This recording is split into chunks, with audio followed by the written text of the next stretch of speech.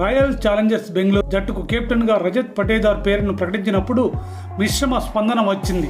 విరాట్ కోహ్లీ వంటి దిగ్గజ ఆటగాడి నీడలో ఈ మధ్యప్రదేశ్ ఆటగాడు తనదైన ముద్ర వేయగలడా అనే సందేహాలు తలెత్తాయి.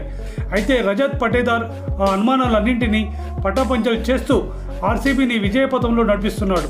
ఐపీఎల్ 2025లో ఇటు బ్యాటర్గా అటు సారథిగా అద్భుతంగా రాణిస్తూ జట్టుకు వరుస విజయాలు అందిస్తున్నాడు. పటీదార్ సారథ్యంలో సీజన్ ఆరంభ మ్యాచ్లోనే RCB defending champion Kolkata knight రైడర్స్ని మట్టి కనిపించింది.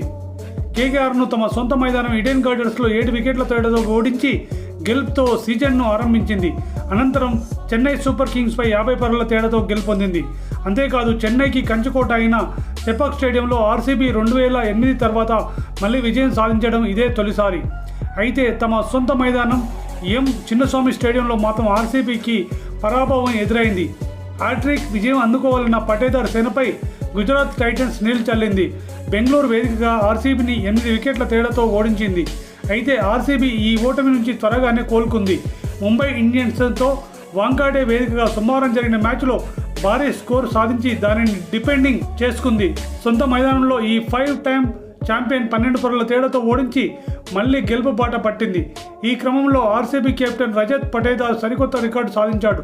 ఐపీఎల్ చరిత్రలో ఒక సీజన్లో కేకేఆర్ను, ఈడెన్ గార్డెన్స్లో చెన్నైని, చెపాక్లో ముంబైని, వాంఖేడేలో ఓడించిన తొలి కెప్టెన్గా నిలిచాడు.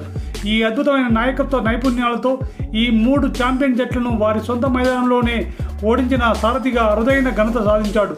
గతంలో పంజాబ్ కింగ్స్ 2012లో ఈ ఫీట్ నమోదైంది.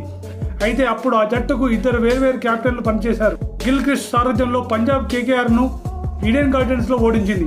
అంతకుముందు డేవిడ్ హస్సీ కెప్టెన్స్లో ముంబైని వాంఖేడే స్టేడియంలో, చెన్నైని చెపాక్లో చిత్తు చేసింది.